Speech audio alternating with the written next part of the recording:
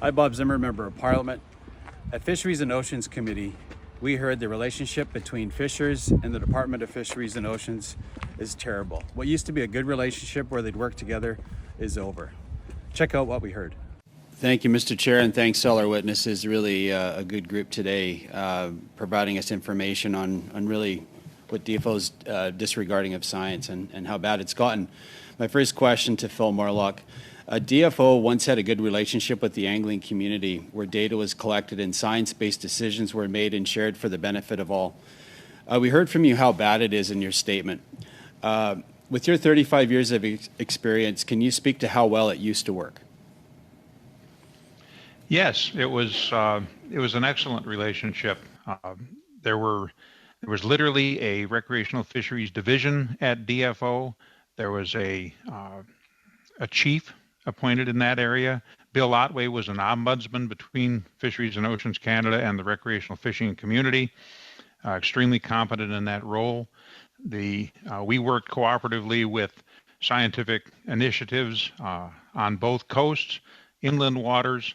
I would say that in my career, the one individual who stood out the most and was respected on the North American continent in multiple roles in DFO was Tom Bird. And the relationship was always cordial, it was always professional, but it was also very cognizant of things like economy, the importance of economy. The recreational fishing industry, according to Stats Canada, is an $8.6 billion economy annually. If you ask the question, do you fish? Over 8 million Canadians would answer yes. And that was confirmed the last time in 2012 by the Federal Survey of the Importance of Nature to Canadians. And so I've seen it decline dramatically in that period to the point where there is literally no relationship any longer with the fishing industry. I represent the industry and have for its entirety since CSA was created. And so I can say that in the past decade or more, I cannot think of one single example where DFO has done something positive to the 8 million Canadians. Thanks, Mr. Morlock. Quickly, how does the American NO or NOAA process compare with the process at DFO? Dramatically different. The 8 coastal committees that deal with ocean coastal management of fisheries include stakeholder input and meet frequently. It's a combination of government, NGOs, scientists, and so on. Nothing like that exists in Canada.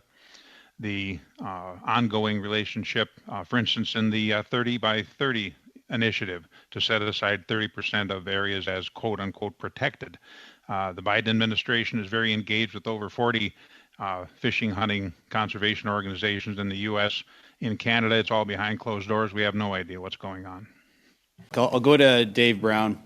The Public Fishery Alliance was formed out of a need to get basically the attention of the Minister of DFO.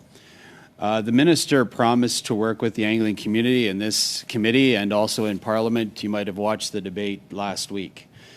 At the same time that I asked if she was going to work with groups like the PFA to have an opening on How Sound, she assured me that she was going to look into it. Yet at the same time, it's my understanding from your notes that the DFO senior staff in the Pacific regions wouldn't even look at it. Has the minister worked with you as she promised she would? Please explain. What I'd like to say is the minister's staff at the lower level have been very engaging, provided us with a lot of opportunity for input, looking at data and coming up with the How Sound Sport Fish Advisory proposal that, there was a 99+% chance you would not encounter a stock of concern. There'd be a great opportunity where in our area, Vancouver area is closed right now for Chinook salmon, the most important salmon from April 1st till August 31st, pretty much essentially. And despite these meetings, these recommendations, even, some of the minister's own staff met with us and said the proposals were sound and data driven and supported. They continually have rejected them now, despite numerous revisions, and come back to us with, reasons for some of the closures where we're not given an opportunity to input, to the point this year where the opportunity with the proposal we had would have been for April and May. They wouldn't even look at it. So we worked hard to try and get it, but it's not happening, and we're getting shut down. Yeah. Last question, Dave. What does DFO need to do to regain the trust of the angling community? I think they need to create opportunities specifically for Chinook salmon where there are data-driven proposals, and they need to look at the Sport Fish Advisory Board's proposals and look at them on a level where they're taken seriously and not dismissed for what appear to be either senior Pacific region staffs, biases, or else political decisions at the ministerial level. I think the confidence right now in the department, senior department decision makers, and the minister to do this is severely lacking. And looking at some of these proposals and adopting them in the upcoming IFMP would go a long way to doing this.